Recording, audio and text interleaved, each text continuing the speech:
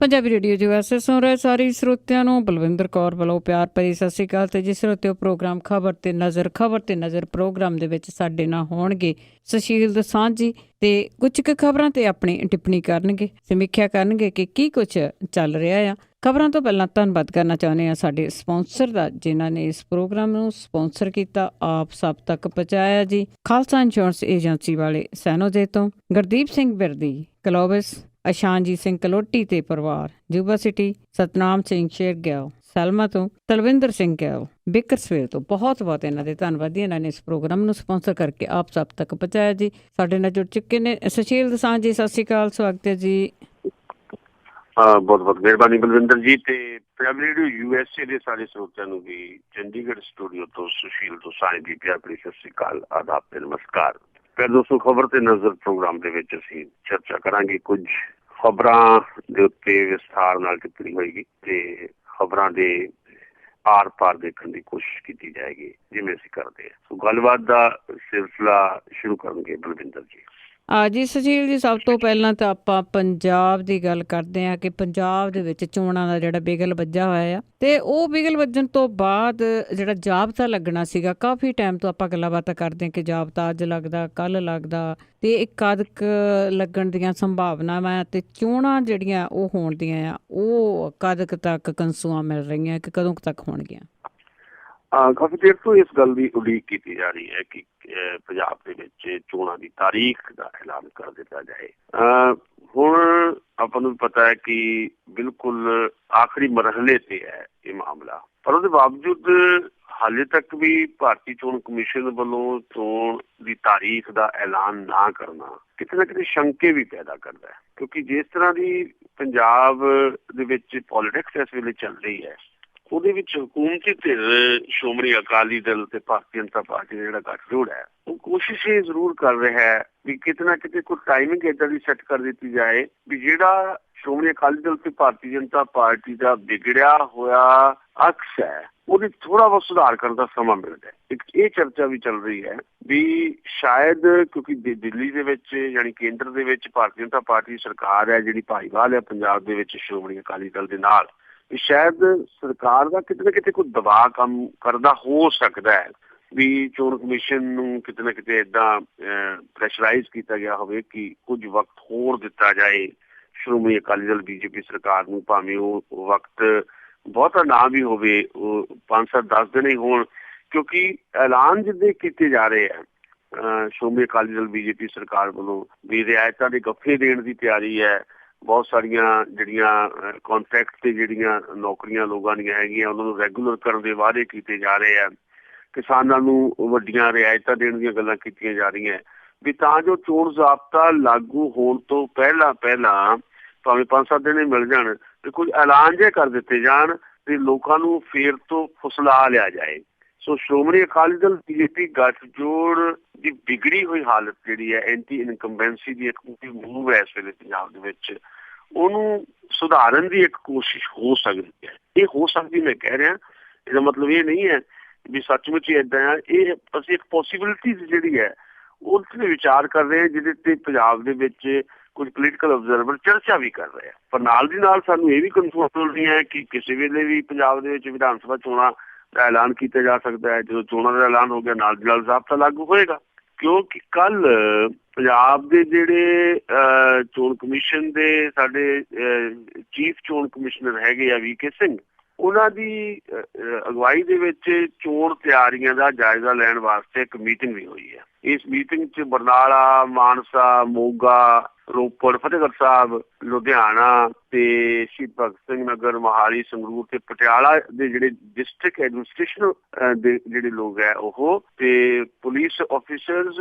ਫਿਰ excise department ਦੇ ਲੋਕ, ਇਨਕਮ ਟੈਕਸ ਦੇ ਲੋਕ, ਇਹ ਸ਼ਾਮਲ ਹੋਏ ਆ ਮੀਟਿੰਗ 'ਚ। ਜਿਹੜੇ ਸਾਡੇ ਪੰਜਾਬ ਦੇ ਚੋਣ ਕਮਿਸ਼ਨਰ ਹੈਗੇ VK ਸਿੰਘ, ਉਹਨਾਂ ਨੇ ਮੀਟਿੰਗ 'ਚ ਗੱਲ ਕਰਦਿਆਂ ਜਿਹੜੇ ਪੁਲਿਸ ਡਿਪਾਰਟਮੈਂਟ ਦੇ ਨੋਡਲ ਅਫਸਰ ਹੈ, ਉਹਨਾਂ ਨੂੰ ਇਹ ਕਿਹਾ ਵੀ ਚੋਣਾਂ 'ਚ ਜਦੋਂ ਚੋਣਾਂ ਹੋਣ ਜਾ ਰਹੀਆਂ ਹੋਣ ਵੀ ਵੋਟਰਾਂ ਨੂੰ ਭਰਮਾਉਣ ਵਾਸਤੇ ਜਿਹੜੇ ਤੋਹਫੇ ਵੰਡੇ ਜਾਣੇ ਹੈ, ਪੈਸੇ ਵੰਡੇ ਜਾਣੇ ਹੈ, ਸ਼ਰਾਬ ਵੰਡੀ ਜਾਣੀ ਹੈ, ਇਹਦੇ ਤੇ ਰੋਕ ਕਿੱਦਾਂ ਲੱਗੇ, ਇਹਦੀ ਤਿਆਰੀ ਕਰੋ। ਤੇ ਜਿਹੜੇ ਕੁਝ ਬਹੁਤ ਹੀ ਪੁਆਇੰਟ ਆਊਟ ਕੀਤੇ ਗਏ ਨੇ ਕੁਝ ਥਾਂ, ਉੱਥੇ ਪੱਕੇ ਨਾਕੇ ਲਾਓ ਤਾਂ ਜੋ ਵਿਧਾਨ ਸਭਾ ਚੋਣਾਂ 'ਚ ਸ਼ਰਾਬ ਨਾ ਵੰਡੀ ਜਾਵੇ, ਪੈਸਾ ਨਾ ਵੰਡਿਆ ਜਾਵੇ ਜਾਂ ਹੋਰ ਤੋਹਫਿਆਂ ਦੀ ਬਰਸਾਤ ਨਾ ਕੀਤੀ ਜਾਏ। ਇਹ ਬਕਾਇਦਾ ਮੀਟਿੰਗ ਕਰਕੇ ਇਹ ਗੱਲਾਂ ਕਹੀਆਂ ਗਈਆਂ ਕਿ ਜਿਹੜਾ ਵੀ ਕੁਝ ਪੱਕੇ ਥਾਵਾਂ ਤੇ ਨਾਕੇ ਲਾਏ ਜਾਣ ਵੀ ਜਿਹੜਾ ਵੀ ਵਹੀਕਲ ਲੰਘਦਾ ਹੈ ਉਹਦੀ ਚੰਗੀ ਤਰ੍ਹਾਂ ਤਲਾਸ਼ੀ ਲਈ ਜਾਏ ਤੇ ਇਸ ਗੱਲ ਨੂੰ ਰੋਕਿਆ ਜਾਏ ਕਿ ਪੰਜਾਬ ਦੀਆਂ ਚੋਣਾਂ ਦੇ ਵਿੱਚ ਕਿਸੇ ਕਿਸਮ ਦਾ ਕੋਈ ਇਸ ਤਰ੍ਹਾਂ ਦਾ ਮਾਹੌਲ ਨਾ ਬਣੇ ਕਿ ਨਸ਼ਾ ਵੰਡਿਆ ਜਾ ਰਿਹਾ ਜਾਂ ਪੈਸਾ ਵੰਡਿਆ ਜਾ ਰਿਹਾ ਜਾਂ ਕੋਈ ਹੋਰ ਤੋਹਫੇ ਵੰਡੇ ਜਾ ਰਹੇ। ਇਸ ਮੀਟਿੰਗ ਤੋਂ ਲੱਗਦਾ ਹੈ ਕਿ ਤਿਆਰੀ ਹੈ।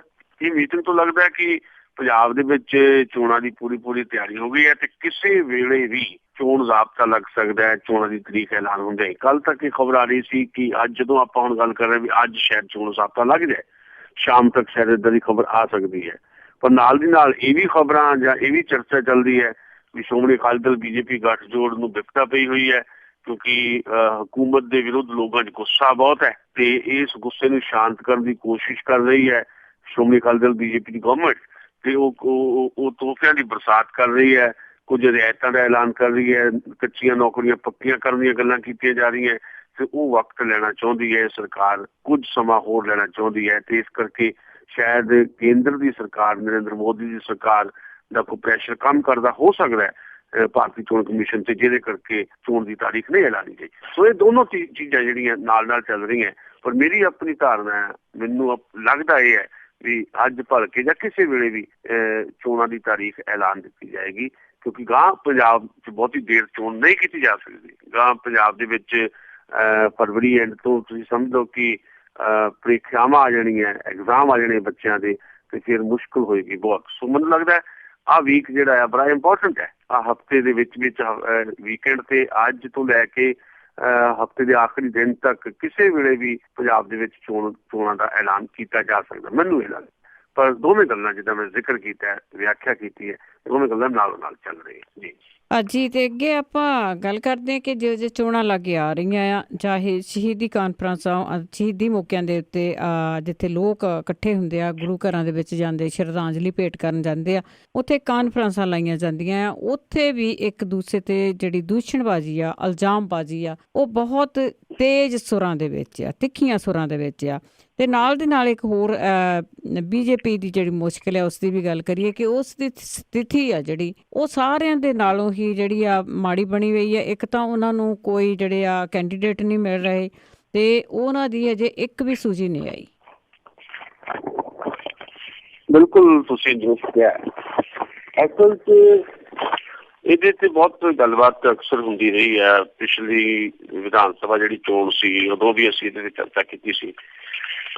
ਮੇਰੇ ਦੋਸਤ ਜਿਹੜੇ ਖਬਰ ਤੇ ਨਜ਼ਰ ਹੋਰ ਕਰਦੇ ਨੇ, ਬਲਤੇਜ ਪੰਨੂ ਹੋਰੀ ਜਾਂ ਮਿੰਟੂ ਗੁਰਸਵੀਆ, ਉਹ ਵੀ ਇਹ ਚਰਚਾ ਕਰ ਚੁੱਕੇ ਹੋਣਗੇ। ਇਸ ਕਰਕੇ ਮੈਂ ਬਹੁਤੀ ਵਿਸਥਾਰ ਚ ਇਹਦੇ ਚ ਨਹੀਂ ਜਾਂਦਾ।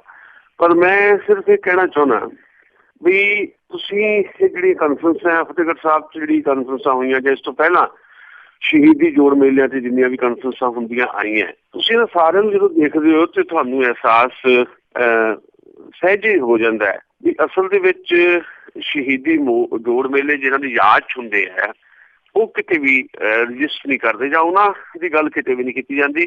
ਸਿਰਫ ਤੇ ਸਿਰਫ ਆਪਣੀ ਘਟੀਆ ਕਿਸਮ ਦੀ ਜਿਹੜੀ ਪੋਲੀਟਿਕਸ ਹੈ ਉਹ ਹੀ ਕੀਤੀ ਜਾਂਦੀ ਹੈ, ਜਿਹਨੂੰ ਤੁਸੀਂ ਚੋਣ ਪੋਲੀਟਿਕਸ ਵੀ ਕਹਿ ਸਕਦੇ ਹੋ, ਇਲੈਕਸ਼ਨ ਪੋਲੀਟਿਕਸ ਵੀ ਕਹਿ ਸਕਦੇ ਹੋ। ਇੱਥੇ ਵੀ ਜਦੋਂ ਆਪਾਂ ਚਰਚਾ ਕਰਦੇ ਹਾਂ ਤੇ ਫਿਰ ਸ਼੍ਰੀ ਅਕਾਲ ਤਖ਼ਤ ਸਾਹਿਬ ਦਾ ਜ਼ਿਕਰ ਆ ਜਾਂਦਾ। ਸ਼੍ਰੀ ਅਕਾਲ ਤਖ਼ਤ ਸਾਹਿਬ ਨੇ ਕੋਈ ਪਹਿਲੀ ਵਾਰ ਨਹੀਂ ਸੀ ਕਿਹਾ ਜਾਂ ਸ਼੍ਰੀ ਅਕਾਲ ਤਖ਼ਤ ਸਾਹਿਬ ਤੋਂ ਪਹਿਲੀ ਵਾਰ ਇਸ ਤਰ੍ਹਾਂ ਦੇ ਆਦੇਸ਼ ਨਹੀਂ ਸੀ ਆਏ ਵੀ ਸ਼ਹੀਦੀ ਜੋੜ ਮੇਲਿਆਂ ਦੇ ਉੱਤੇ ਜਿਹੜੇ ਸਾਡੇ ਨਾਇਕ ਹੈ ਉਹਨਾਂ ਦੀ ਹੀ ਚਰਚਾ ਕੀਤੀ ਜਾਏ ਜਾਂ ਉਹਨਾਂ ਤੋਂ ਪ੍ਰੇਰਣਾ ਲੈ ਕੇ ਜੀਵਨ ਨੂੰ ਹੋਰ ਕਿੱਦਾਂ ਬਿਹਤਰ ਕੀਤਾ ਜਾ ਸਕਦਾ ਉਹਦੀ ਗੱਲ ਕੀਤੀ ਜਾਏ, ਨਾ ਕਿ ਉੱਥੇ ਸਿਆਸੀ ਜੁਮਲੇਬਾਜ਼ੀ ਹੋਵੇ ਜਾਂ ਇੱਕ ਦੂਜੇ ਦੇ ਉੱਤੇ ਚਿੱਕੜਛਾਲੀ ਹੋਵੇ। ਇਹ ਪਹਿਲੀ ਵਾਰ ਨਹੀਂ ਕਿਹਾ ਸ਼੍ਰੀ ਅਕਾਲ ਤਖ਼ਤ ਸਾਹਿਬ ਨੇ, ਉਸ ਤੋਂ ਪਹਿਲਾਂ ਵੀ ਕਈ ਵਾਰੀ ਇਹ ਗੱਲ ਹੋ ਚੁੱਕੀ ਹੈ, ਪਰ ਮੰਨੀ ਕਿਹਨੇ? ਕਿਸੇ ਨੇ ਵੀ ਨਹੀਂ ਮੰਨੀ। ਸਭ ਤੋਂ ਵੱਡੀ ਗੱਲ ਤਾਂ ਇਹ ਹੈ ਕਿ ਸ਼੍ਰੋਮਣੀ ਅਕਾਲੀ ਦਲ ਜਿਹੜਾ ਬਾਰ-ਬਾਰ ਇਸ ਗੱਲ ਦਾ ਦਾਅਵਾ ਕਰਦਾ ਹੈ ਕਿ ਉਹ ਪੰਥਕ ਪਾਰਟੀ ਹੈ ਤੇ ਸਿੱਖੀ ਮਰਿਆਦਾ ਜਿਹੜੀ ਉਹਨੂੰ ਪ੍ਰਣਾਈ ਹੋਈ ਪਾਰਟੀ ਹੈ,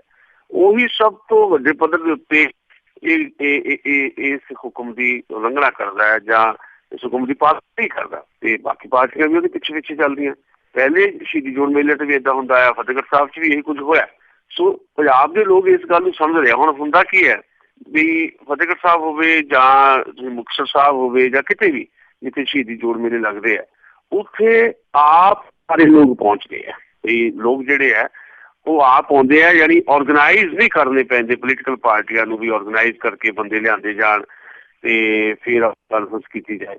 ਉੱਥੇ ਆਪ ਸਾਰੇ ਲੋਕ ਆਉਂਦੇ ਆ, ਮੇਲੇ 'ਚ ਆਉਂਦੇ ਆ ਲੋਕ, ਆਪਣੀ ਸ਼ਰਧਾ ਨਾਲ ਆਉਂਦੇ ਆ ਤੇ ਉਹ ਸ਼ਰਧਾ ਨਾਲ ਆਏ ਲੋਕ ਜਿਹੜੇ ਆ ਉਹ ਇੱਕ ਆਡੀਅנס ਦੇ ਰੂਪ ਦੇ ਵਿੱਚ ਪੋਲੀਟੀਕਲ ਪਾਰਟੀਆਂ ਕੋਲ ਜਾਂਦੇ ਆ ਤੇ ਉਹਦਾ ਲਾਹਾ ਜਿਹੜੀਆਂ ਸਿਆਸੀ ਪਾਰਟੀਆਂ ਖੱਟਣਾ ਚਾਹੁੰਦੀਆਂ। ਸੋ ਬਿਨਾਂ ਕਿਸੇ ਮਿਹਨਤ ਦੇ ਆਏ ਹੋਏ ਜਿਹੜੇ ਲੋਕ ਹੈ ਇੱਕ ਆਡੀਅנס ਦੇ ਰੂਪ ਦੇ ਵਿੱਚ, ਉਹਨਾਂ ਨੂੰ ਸਿੱਧੇ ਸੰਬੋਧਨ ਕਰਨ ਦਾ ਜਿਹੜਾ ਇੱਕ ਮੌਕਾ ਮਿਲਦਾ ਪੋਲੀਟੀਕਲ ਪਾਰਟੀਆਂ ਨੂੰ, ਤੇ ਫਿਰ ਉਹ ਆਪਣੀ ਜਿਹੜੀ ਘਟੀਆ ਕਿਸਮ ਦੀ ਪੋਲੀਟਿਕਸ ਹੈ ਉਹ ਆਪਣੀ ਉੱਥੇ ਪੇਸ਼ ਕਰਦੇ ਆ।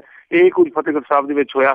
ਇਹਨੂੰ ਤੁਸੀਂ ਸਿੱਧੇ ਤੌਰ ਤੇ ਕਹਿ ਸਕਦੇ ਹੋ ਵੀ ਸ਼ਹੀਦੀ ਜੋੜ ਮੇਲੇ ਤੇ ਸਾਡੇ ਜਿਹੜੇ ਨਾਇਕ ਹੈ, ਮਹਾਨ ਸ਼ਹੀਦ ਹੋਏ, ਛੋਟੇ ਸਾਹਿਬਜ਼ਾਦੇ, ਵੱਡੇ ਸਾਹਿਬਜ਼ਾਦਿਆਂ ਦੀ ਯਾਦ ਜੋੜ ਮੇਲਾ ਲੱਗਦਾ ਹੈ ਤੇ ਉਹਨਾਂ ਦੇ ਨਾਲ ਵੀ ਇੱਕ ਕਿਸਮ ਦਾ ਧੋਖਾ ਇਹ ਪੋਲੀਟੀਕਲ ਪਾਰਟੀਆਂ ਕਰ ਰਹੀਆਂ। ਉਹਨਾਂ ਦਾ ਵੀ ਇੱਕ ਕਿਸਮ ਦਾ ਜਿਹੜਾ ਇੱਕ ਨਾਇਕ ਤੱਤਵ ਹੈ ਜਾਂ ਸਾਡੇ ਨਾਇਕ ਦੇ ਤੌਰ ਤੇ ਜਿਹੜਾ ਉਹ ਸਾਡੇ ਸਾਹਮਣੇ ਇੱਕ ਉਦਾਹਰਣ ਨੇ, ਮਿਸਾਲ ਨੇ, ਉਹਨਾਂ ਦਾ ਵੀ ਅਕਸ ਵਿਗਾੜਨ ਦੀ ਕੋਸ਼ਿਸ਼ ਕਰਦੇ ਆ, ਕਿਉਂਕਿ ਉੱਥੇ ਉਹਨਾਂ ਦੀ ਗੱਲ ਨਹੀਂ ਹੁੰਦੀ।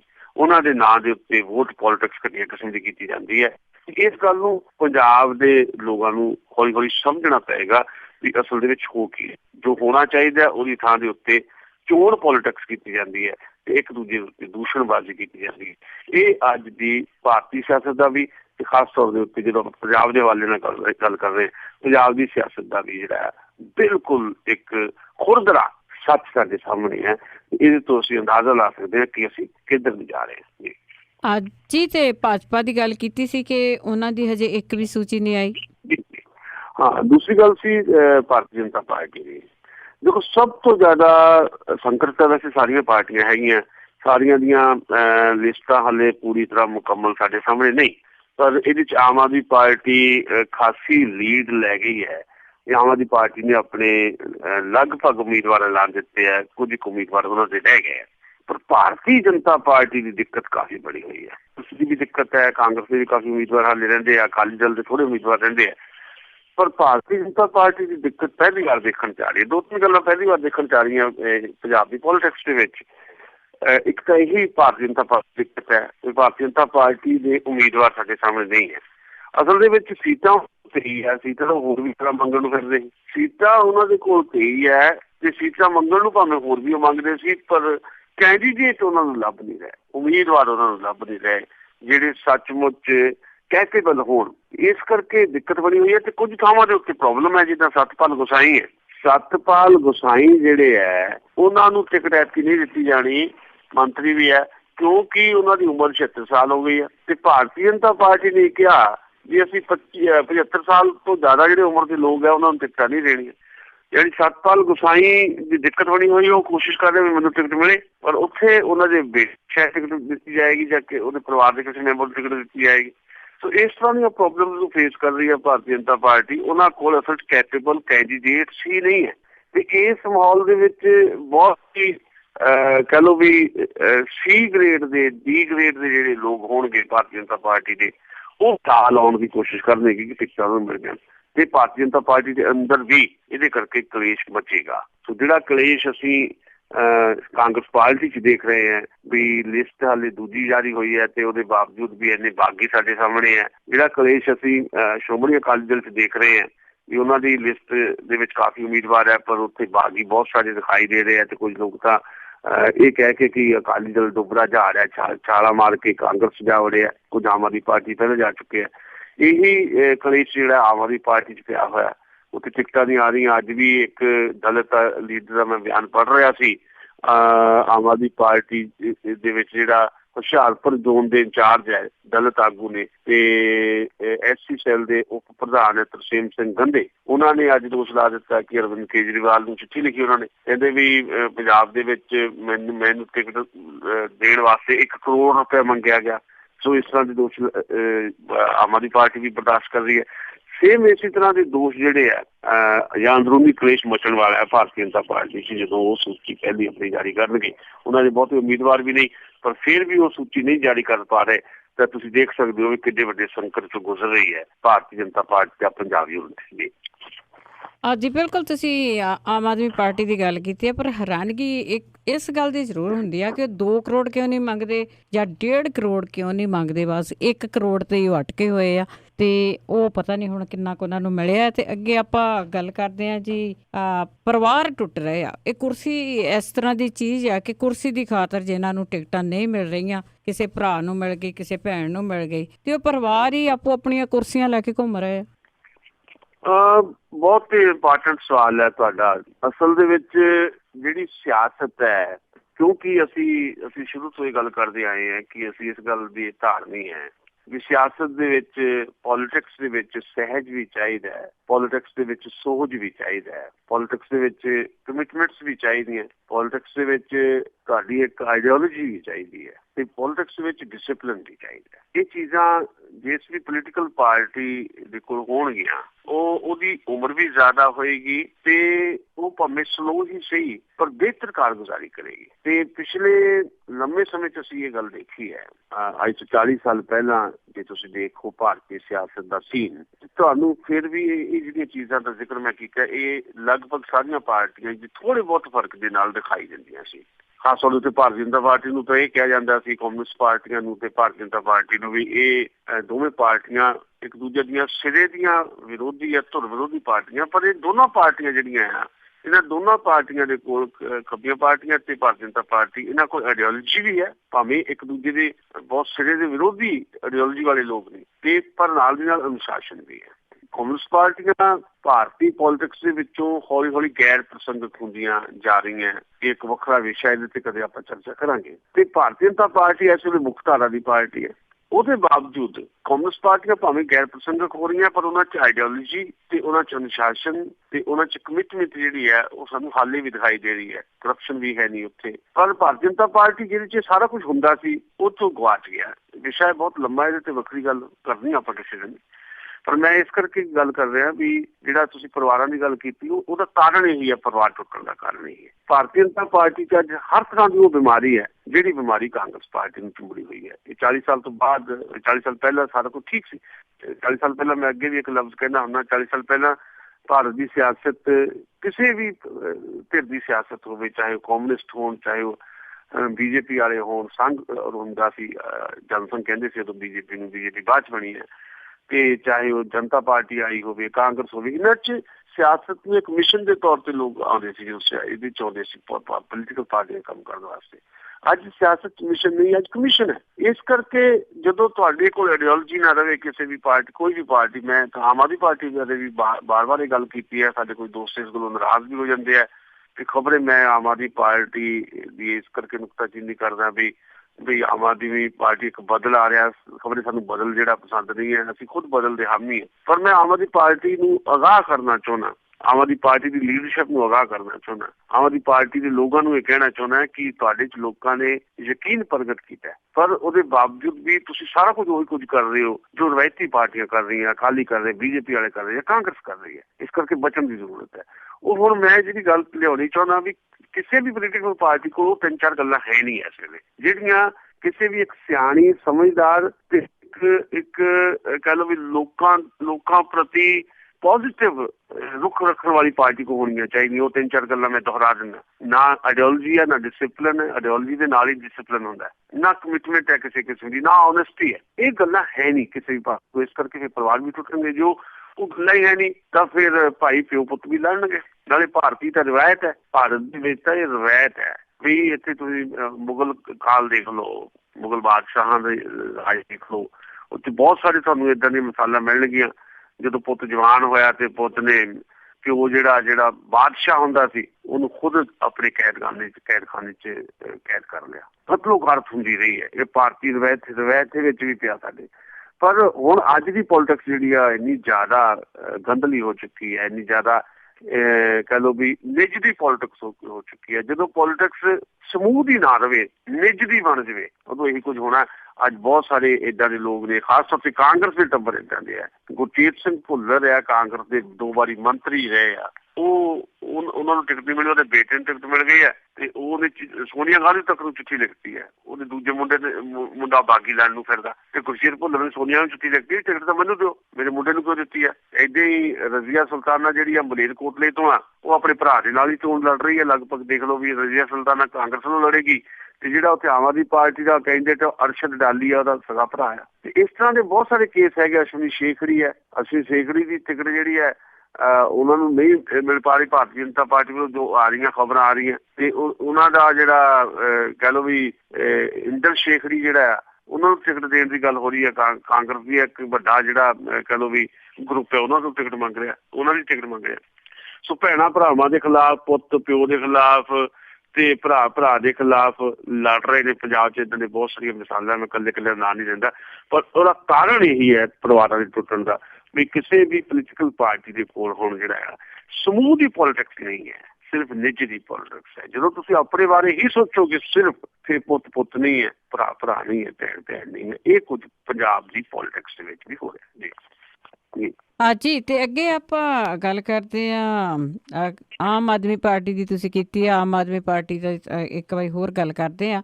ਅਸੀਂ ਇਹ ਪਹਿਲਾਂ ਵੀ ਜਿੱਦਾਂ ਗੱਲਬਾਤ ਕਰ ਚੁੱਕੇ ਹਾਂ ਕਿ ਉਹਨਾਂ ਨੇ ਦੇਖੋ ਹਰ ਇੱਕ ਪਾਰਟੀ ਦੇ ਵਿੱਚ ਬੰਦੇ ਆ ਉਹ ਸ਼ਾਮਲ ਹੁੰਦੇ ਆ, ਤੇ ਇਹਨਾਂ ਦੇ ਵਿੱਚ ਵੀ ਬੰਤ ਸਿੰਘ ਜੀ ਝੱਬਰ ਸ਼ਾਮਲ ਹੋਏ ਸੀਗੇ। ਪਰ ਨਾਲ ਦੀ ਨਾਲ ਗਲਤੀ ਦੇ ਨਾਲ ਇਹਨਾਂ ਨੇ, ਜਿਨ੍ਹਾਂ ਨੇ ਤੰਗ ਕੀਤਾ ਸੀਗਾ ਬੰਤ ਸਿੰਘ ਝੱਬਰ ਹੋਣਾ ਨੂੰ, ਉਹਨਾਂ ਨੂੰ ਵੀ ਸ਼ਾਮਲ ਕਰ ਲਿਆ, ਤੇ ਇਸ ਕਰਕੇ ਕੇਜਰੀਵਾਲ ਹੋਣਾ ਨੂੰ ਮਾਫੀ ਮੰਗਣੀ ਪਈ ਆ। ਇੱਥੇ ਵੀ ਇਸ ਤਰ੍ਹਾਂ ਦੀਆਂ ਕਤਾਈਆਂ ਹੋ ਰਹੀਆਂ।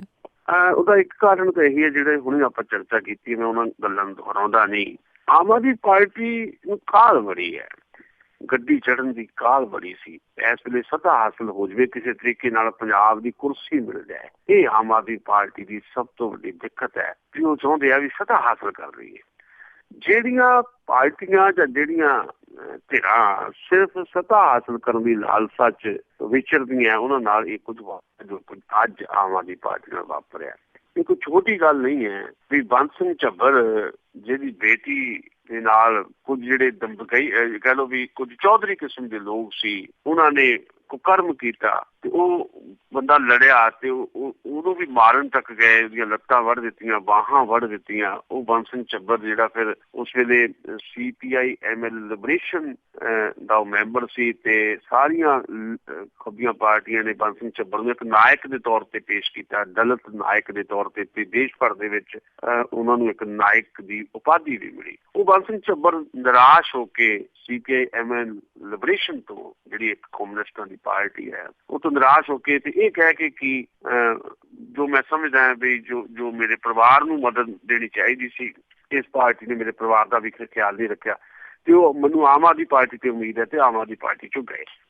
ਉਹ ਬੰਤ ਸਿੰਘ ਝੱਬਰ ਨੂੰ ਜਦੋਂ ਇੱਕ ਮਾਲਵੇ ਦਾ ਸਭ ਤੋਂ ਵੱਡਾ ਫੇਸ ਹੈ ਉਹ ਦਲਿਤ ਲੀਡਰਸ਼ਿਪ ਦਾ, ਉਸ ਬੰਤ ਸਿੰਘ ਝੱਬਰ ਨੂੰ ਜਦੋਂ ਆਮ ਆਦਮੀ ਪਾਰਟੀ ਸ਼ਾਮਲ ਕਰ ਰਹੀ ਹੈ, ਨਾਲ ਹੀ ਉਹਦੇ ਤੇ ਜ਼ੁਲਮ ਕਰਨ ਵਾਲਾ ਜਿਹੜਾ ਬੰਦਾ ਹੈ ਜਾਂ ਬੰਦੇ ਹੈ ਜਾਂ ਜਿਹੜੇ ਲੋਕ ਹੈ, ਉਹਨਾਂ ਨੂੰ ਵੀ ਆਮ ਆਦਮੀ ਪਾਰਟੀ ਸ਼ਾਮਲ ਕਰ ਰਹੀ ਉਸੇ ਸਟੇਜ ਤੋਂ। ਨਵਦੀਪ ਸਿੰਘ ਤੇ ਹਰਵਿੰਦਰ ਸਿੰਘ, ਉਹਨਾਂ ਨੂੰ ਉਦੋਂ ਹੀ ਆਮ ਆਦਮੀ ਪਾਰਟੀ ਨਾਲ ਹੀ ਸ਼ਾਮਲ ਕਰ ਰਹੀ ਹੈ। ਤੇ ਪਹਿਲੀ ਗੱਲ ਤਾਂ ਉਦੋਂ ਹੀ ਬੰਤ ਸਿੰਘ ਝੱਬਰ ਨੂੰ ਇਹ ਚਾਹੀਦਾ ਸੀ ਕਿ ਉਹ ਕੁਇਟ ਕਰਦੇ ਉੱਥੋਂ, ਵੀ ਭਾਈ ਇਹ ਤਾਂ ਲੋਕ ਹੈ ਜਿਨ੍ਹਾਂ ਕਰਕੇ ਮੇਰੀ ਇਹ ਹਾਲਤ ਹੋਈ ਹੈ, ਤੁਸੀਂ ਮੇਰੇ ਨਾਲ ਇਹਨੂੰ ਵੀ ਸ਼ਾਮਲ ਕਰ ਰਹੇ ਹੋ। ਉਹ ਚੁੱਪ ਰਹੇ, ਪਰ ਮੀਡੀਆ ਨੇ ਇਸ ਗੱਲ ਨੂੰ ਚੁੱਕ ਲਿਆ, ਮੀਡੀਆ ਨੇ ਚੁੱਕਿਆ ਤੇ ਗੱਲ ਪਹੁੰਚ ਗਈ ਤੇ ਸੰਜੇ ਸਿੰਘ ਨੂੰ ਰਿਵਰਸ ਕਰਨਾ ਪਿਆ। ਨਾਲ ਦੀ ਨਾਲ ਉਹਨੇ ਮਾਫੀ ਮੰਗੀ, ਨਾਲ ਦੀ ਨਾਲ ਉਹ ਦੋਨੋਂ ਬੰਦੇ ਜਿਹੜੇ ਆ ਉਹਨਾਂ ਨੂੰ ਬਾਹਰ ਕਰ ਦਿੱਤਾ ਪਾਰਟੀ ਤੋਂ। ਪਰ ਗੱਲ ਇੱਥੇ ਰੁਕੀ ਨਹੀਂ, ਜਦੋਂ ਅਖਬਾਰਾਂ 'ਚ ਜ਼ਿਆਦਾ ਚਰਚਾ ਆ ਗਈ ਤਾਂ ਫਿਰ ਅਰਵਿੰਦ ਕੇਜਰੀਵਾਲ ਨੂੰ ਖੁਦ ਮਾਫੀ ਮੰਗਣੀ ਪਈ। ਬੰਤ ਸਿੰਘ ਝੱਬਰ ਖੁਦ ਮਾਫੀ ਮੰਗੀ ਤੇ ਫਿਰ ਬੰਤ ਸਿੰਘ ਝੱਬਰ ਨੇ ਕਿਹਾ ਕਿ ਮੈਂ ਜੀ ਪਾਰਟੀ ਦੇ ਵਿਹਾਰ ਤੋਂ ਸੰਤੁਸ਼ਟ ਹਾਂ ਤੇ ਮੈਂ ਹੁਣ ਆਮ ਆਦਮੀ ਪਾਰਟੀ ਦੇ ਵਲੰਟੀਅਰ ਦੇ ਤੌਰ ਤੇ ਕੰਮ ਕਰਾਂਗਾ। ਇੱਥੇ ਵੀ ਉਹੀ ਗੱਲ ਹੋ ਗਈ ਵੀ ਇੱਕ ਕਮਿਊਨਿਸਟ ਪਾਰਟੀ ਚੋਂ ਆਇਆ ਹੋਇਆ ਬੰਦਾ, ਜਿਹੜਾ ਇੱਕ ਆਪਣੇ ਆਪ ਨੂੰ ਕਹਿ ਲਓ ਵੀ ਵਿਚਾਰਧਾਰਕ ਤੌਰ ਤੇ ਵੀ ਮਜ਼ਬੂਤ ਬੰਦਾ ਦੱਸਦਾ ਰਿਹਾ ਹੋਵੇ ਤੇ ਲੜਿਆ ਵੀ ਹੋਵੇ, ਜਿਹਦੇ ਕਰਕੇ ਅਸੀਂ ਉਹਨਾਂ ਨੂੰ ਸਲਾਮ ਵੀ ਕਰਦੇ ਹਾਂ, ਪਰ ਉਹ ਬੰਦਾ ਵੀ ਸਿਰਫ ਇੱਕ ਨਿੱਜ ਵਾਸਤੇ ਆਮ ਆਦਮੀ ਪਾਰਟੀ ਸ਼ਾਮਲ ਹੋ ਗਿਆ। ਤੇ ਉਸ ਵੇਲੇ ਹੋਇਆ ਜਦੋਂ ਉਹਦੇ ਹੀ ਉੱਪਰ ਜ਼ੁਲਮ ਕਰਨ ਵਾਲੇ ਲੋਕਾਂ ਨੂੰ ਵੀ ਆਮ ਆਦਮੀ ਪਾਰਟੀ ਨੇ ਸ਼ਾਮਲ ਕੀਤਾ। ਤੇ ਦੂਜੀ ਗੱਲ, ਆਮ ਆਦਮੀ ਪਾਰਟੀ ਦੀ ਲੀਡਰਸ਼ਿਪ ਦਾ ਤੁਸੀਂ ਹਾਲ ਹੀ ਦੇਖ ਲਓ, ਜਿਹੜਾ ਬਾਰ-ਬਾਰ ਇਹ ਸਵਾਲ ਉੱਠਦਾ ਹੈ, ਜਿਹੜੇ ਪੰਜਾਬ ਦੇ ਉੱਤੇ ਥੋਪੀ ਗਈ ਲੀਡਰਸ਼ਿਪ ਹੈ, ਸੰਜੇ ਸਿੰਘ, ਦੁਰਗੇਸ਼ ਪਾਠਕ ਵਗੈਰਾ ਵਗੈਰਾ, ਜਰਨੈਲ ਸਿੰਘ ਵੀ ਉਹਨਾਂ 'ਚ ਸ਼ਾਮਲ ਹੈ, ਵੀ ਇਹਨਾਂ ਨੂੰ ਤਾਂ ਪੰਜਾਬ ਬਾਰੇ ਪਤਾ ਨਹੀਂ, ਪੰਜਾਬ ਦੀ ਰਾਜਨੀਤੀ ਬਾਰੇ ਨਹੀਂ ਪਤਾ, ਪੰਜਾਬ ਦੇ ਲੋਕਾਂ ਬਾਰੇ ਨਹੀਂ ਪਤਾ। ਇਹ ਪਹਿਲੀ ਵਾਰ ਥੋੜ੍ਹਾ ਹੋਇਆ। ਸ਼ਿਵ ਲਾਲ ਡੋਡਾ ਜਿਹੜਾ ਡਰੱਗ ਡੀਲਰ ਆ ਵੱਡਾ, ਜਿਹਨੇ ਇੱਕ ਦਲਿਤ, ਜਿਹਦੇ ਬੰਦਿਆਂ ਨੇ ਦਲਿਤ ਨੌਜਵਾਨ ਜਿਹੜਾ ਕਰਿੰਦਾ ਸੀ, ਉਹਦੇ ਕੁੱਟ-ਕੁੱਟ ਕੇ ਉਹਨੂੰ ਮਾਰ ਦਿੱਤਾ ਸੀ, ਤਾਂ ਬਾਹਾਂ ਉਹਦੀਆਂ ਵੱਢ ਦਿੱਤੀਆਂ ਸੀ। ਉਹਦੇ ਇੱਕ ਰਾਈਟ ਹੈਂਡ ਨੂੰ ਵੀ ਆਮ ਆਦਮੀ ਪਾਰਟੀ ਨੇ ਪਿੱਛੇ ਸ਼ਾਮਲ ਕੀਤਾ ਸੀ। ਗੁਰਪ੍ਰੀਤ ਘੁੱਗੀ ਹੋਰੀ ਉਹਨੂੰ ਸ਼ਾਮਲ ਕਰਾ ਕੇ ਲੈ ਕੇ ਆਏ ਤੇ ਬਾਅਦ ਵਿੱਚ ਜਦੋਂ ਰੌਲਾ ਪੈ ਗਿਆ ਤੇ ਦੂਏ ਦਿਨ ਉਹਨੂੰ ਕੱਢ ਦਿੱਤਾ ਪਾਰਟੀ ਤੋਂ। ਹੁਣ ਵੀ ਇਹਨਾਂ ਦੋ ਬੰਦਿਆਂ ਨੂੰ ਜਿਹੜੇ ਬੰਦ ਸਿੰਘ ਝੱਬੜ ਤੇ ਜ਼ੁਲਮ ਕਰਨ ਵਾਲੇ ਲੋਕ ਸੀ ਉਹਨਾਂ ਨੂੰ ਸ਼ਾਮਲ ਕਰਨ ਤੋਂ ਬਾਅਦ ਨਾਲ ਦੀ ਨਾਲ ਉਹਨਾਂ ਨੂੰ ਬਾਹਰ ਕੱਢਣਾ ਪਿਆ ਪਾਰਟੀ ਚੋਂ ਤੇ ਮੁਆਫੀਆਂ ਮੰਗਣੀਆਂ ਪਈਆਂ ਤੇ ਫਿਰ ਕਹਿਣਾ ਪਿਆ ਵੀ ਗਾਂਹ ਤੋਂ ਖਿਆਲ ਰੱਖਾਂਗੇ ਜੀ, ਪੂਰੀ ਜਾਣਕਾਰੀ ਲੈ ਕੇ ਪਾਰਟੀ ਸ਼ਾਮਲ ਕਰਿਆ ਕਰਾਂਗੇ ਬੰਦਿਆਂ ਨੂੰ। ਤੁਸੀਂ ਪਿਛਲੀਆਂ ਰਿਕਾਰਡਿੰਗਸ ਕੱਢ ਕੇ ਦੇਖ ਲਓ। ਮੈਂ ਸ਼ੁਰੂ ਤੋਂ ਇਹ ਗੱਲ ਕਹਿੰਦਾ ਹਾਂ ਕਿ ਆਮ ਆਦਮੀ ਪਾਰਟੀ ਦੀ ਸਭ ਤੋਂ ਵੱਡੀ ਤਾਕਤ ਵੀ ਇਹੀ ਹੈ ਕਿ ਬਹੁਤ ਸਾਰੇ ਲੋਕ ਆ ਰਹੇ ਨੇ, ਸਭ ਤੋਂ ਵੱਡੀ ਕਮਜ਼ੋਰੀ ਵੀ ਇਹੀ ਹੈ ਕਿ ਦੇਖਦੇ ਹੀ ਕੁਝ ਨਹੀਂ, ਜਿਹੜਾ ਆਵੇ ਸੋ ਰਾਜੀ ਜਾਵੇ। ਇਹ ਕੀ ਗੱਲ ਬਣੀ? ਕਿਸੇ ਕਿਸਮ ਦੀ ਕੁਛ ਕਹਿਣਗੇ। ਇਹੀ ਸੰਜੇ ਸਿੰਘ ਕਹਿੰਦੇ ਹੁੰਦੇ ਸੀ ਕਿ ਅਸੀਂ ਜੀ ਸਕਰੀਨਿੰਗ ਕਰਕੇ ਪਾਰਟੀ ਸ਼ਾਮਲ ਕਰ ਰਹੇ ਲੋਕਾਂ ਨੂੰ। ਕਿਸੇ ਕਿਸਮ ਦੀ ਕੋਈ ਸਕਰੀਨਿੰਗ ਨਹੀਂ, ਕੋਈ ਸਕੈਨਿੰਗ ਨਹੀਂ, ਜਿਹੜਾ ਆਵੇ ਠੀਕ ਹੈ ਜੀ ਉਹਦੇ ਗੱਲ 'ਚ ਪਾ ਦਿਓ। ਜਿੱਦਾਂ ਅਕਾਲੀ ਪਾਈ ਜਾਂਦੇ ਸਰੂਪੇ, ਏਦਾਂ ਹੀ ਆਮ ਆਦਮੀ ਪਾਰਟੀ ਵਾਲੇ ਝਾੜੂ ਵਾਲੇ ਪਟੇਜੇ ਪਾਈ ਜਾਂਦੇ ਆ। ਕੀ ਫਰਕ ਰਹਿ ਗਿਆ? ਸੱਚ ਇਹ ਹੈ ਕਿ ਆਮ ਆਦਮੀ ਪਾਰਟੀ ਦਾ ਜਿਹਨੇ ਆਮ ਆਦਮੀ ਪਾਰਟੀ ਨੂੰ ਪੰਜਾਬ ਦੇ ਵਿੱਚ ਪੈਰਾਸਰ ਕੀਤਾ, ਜਿਹੜਾ ਸਧਾਰਨ ਵਰਕਰ ਤੋਂ ਲੈ ਕੇ ਥੋੜਾ ਬਹੁਤ ਆਪਣੇ ਮੁਹੱਲੇ ਦਾ, ਆਪਣੇ ਜ਼ਿਲ੍ਹੇ ਦਾ ਜਾਂ ਪੰਚਾਇਤ ਲੀਡਰ ਦੇ ਤੌਰ ਤੇ ਜਿਹੜਾ ਬੰਦਾ ਉੱਭਰਿਆ, ਉਹਦੀ ਕੋਈ ਇੱਥੇ ਪੁੱਛਗਿੱਛ ਨਹੀਂ ਹੈ ਆਮ ਆਦਮੀ ਪਾਰਟੀ ਦੇ ਵਿੱਚ। 25 ਉਮੀਦਵਾਰ ਇਸ ਵੇਲੇ ਆਮ ਆਦਮੀ ਪਾਰਟੀ ਦੇ, ਮੈਂ ਤੁਹਾਨੂੰ ਦੱਸਦਾ ਫੈਕਟ ਜਿਹੜਾ ਨੋਟ ਕਰਿਓ। 25 ਉਮੀਦਵਾਰ ਆਮ ਆਦਮੀ ਪਾਰਟੀ ਦੇ ਜਿਹੜੇ ਸੂਚੀ ਆ ਗਏ, ਜਿਹੜੇ ਐਲਾਨ ਦਿੱਤੇ ਵੀ ਆ ਸਾਡੇ ਕੈਂਡੀਡੇਟ ਆ, ਉਹ 25 ਜਿਹੜੇ ਆ ਉਹਦੇ ਚ 9 ਕਾਂਗਰਸ ਤੋਂ ਆਏ ਹੋਏ ਬੰਦੇ ਆ। ਕਾਂਗਰਸ ਤੋਂ ਆਏ ਜਿਹੜੇ 9 ਉਹਨਾਂ ਨੂੰ ਟਿਕਟਾਂ ਦਿੱਤੀਆਂ, 9 ਹੀ ਜਿਹੜੇ ਆ ਅਕਾਲੀ ਦਲ ਚੋਂ ਆਏ ਹੋਏ ਆ।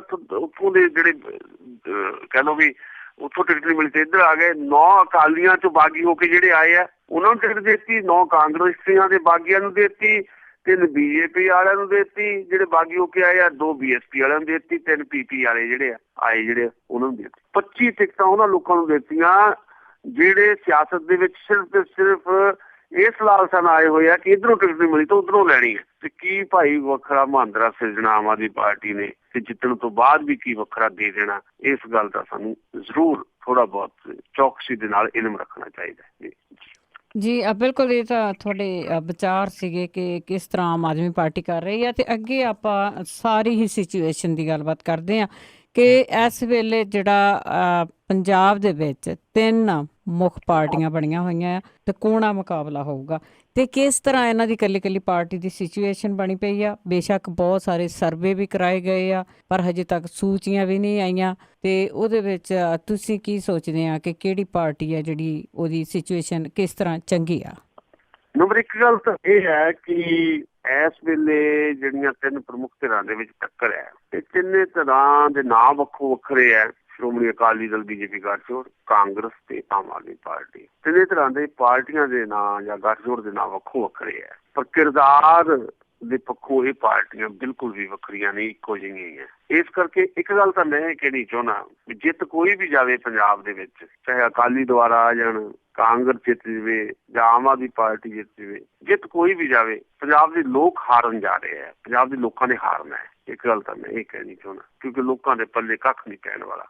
ਦੂਜੀ ਗੱਲ, ਜੇ ਤੁਸੀਂ ਅੱਜ ਦੀ ਪੋਲੀਟੀਕਲ ਸਿਚੁਏਸ਼ਨ ਪੁੱਛੋ, ਇਲੈਕਸ਼ਨ ਸੀਨ ਦੇਖੋ ਤੇ ਅੱਜ ਤੋਂ ਪਿਛਲੇ ਹਫ਼ਤੇ ਜਾਂ ਮਹੀਨੇ ਤੱਕ ਤਾਂ ਮੈਨੂੰ ਇਹ ਲੱਗ ਰਿਹਾ ਸੀ ਕਿ ਲਗਭਗ ਥੋੜੇ ਬਹੁਤ ਫਰਕ ਦੇ ਨਾਲ ਬਰਾਬਰ ਜਿਹੀ ਟੱਕਰ ਹੈਗੀ ਹੈ ਤੇ ਵੋਟਾਂ ਦੀ ਵੰਡ ਬੜੇ ਵੱਡੇ ਪੱਧਰ ਤੇ ਹੋ ਰਹੀ ਹੈ ਤੇ ਸ਼੍ਰੋਮਣੀ ਅਕਾਲੀ ਦਲ ਵੀ ਜਾਂਦਾ ਫੇਰ ਵੀ ਵਾਪਸੀ ਦੇ ਨੇੜੇ ਆ ਸਕਦਾ ਹੈ ਜਿੰਨੇ ਵੱਡੇ ਪੱਧਰ ਤੇ ਵੋਟਾਂ ਦੀ ਵੰਡ ਹੋ ਰਹੀ ਹੈ। ਪਰ ਕਿਉਂਕਿ ਹੁਣ ਬਾਗੀ ਹਰ ਪਾਰਟੀ 'ਚ ਇੱਕੋ ਜਿਹਾ ਹੈ ਤੇ ਬਾਗੀਆਂ ਨੇ ਸਾਰੀਆਂ ਪਾਰਟੀਆਂ ਨੂੰ ਥੋੜਾ ਬਹੁਤ ਇੱਕੋ ਜਿਹਾ ਨੁਕਸਾਨ ਪਹੁੰਚਾਉਣਾ ਤੇ ਦੂਜੀ ਗੱਲ ਸਿਚੁਏਸ਼ਨ ਬਦਲ ਰਹੀਆਂ ਤੇ ਜਦੋਂ ਤੁਸੀਂ ਸੀਨ ਦੇਖ ਰਹੇ ਹੋ ਕਿ ਬਹੁਤੇ ਲੋਕ ਅਕਾਲੀ ਦਲ ਤੋਂ ਛਾਲ ਮਾਰ ਕੇ ਕਾਂਗਰਸ ਜਾ ਰਹੇ ਆ, ਆਮ ਆਦਮੀ ਪਾਰਟੀ ਜਾ ਰਹੇ ਆ ਤੇ ਉਹਦੇ ਤੋਂ ਇਹ ਲੱਗ ਰਿਹਾ ਹੈ ਕਿ ਨਾਲ ਦੀ ਨਾਲ ਇਸ ਕਰਕੇ ਵੀ ਲੱਗ ਰਿਹਾ ਹੈ ਕਿ ਖੁਦ ਸ਼੍ਰੋਮਣੀ ਅਕਾਲੀ ਦਲ ਦੀਆਂ ਜਿਹੜੀਆਂ ਵੱਡੀਆਂ ਤੋਪਾਂ ਆ, ਬਾਦਲ ਪਰਿਵਾਰ ਹੈ ਜਿਹੜਾ, ਉਹ ਬੜੇ ਧਰਮ ਸੰਕਟ 'ਚ ਹੈ।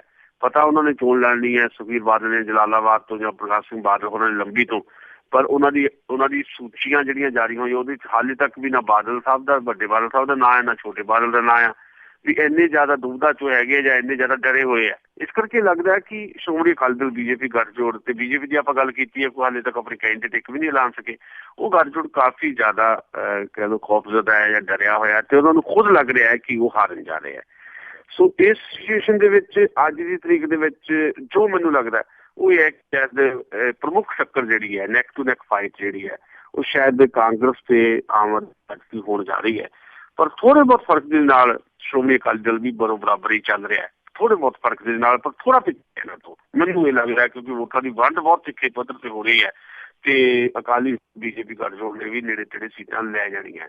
ਪਰ ਮੁੱਖ ਟੱਕਰ ਜਿਹੜੀ ਆ ਕਾਂਗਰਸ ਤੇ ਆਮ ਆਦਮੀ ਪਾਰਟੀ 'ਚ ਰਹੇਗੀ।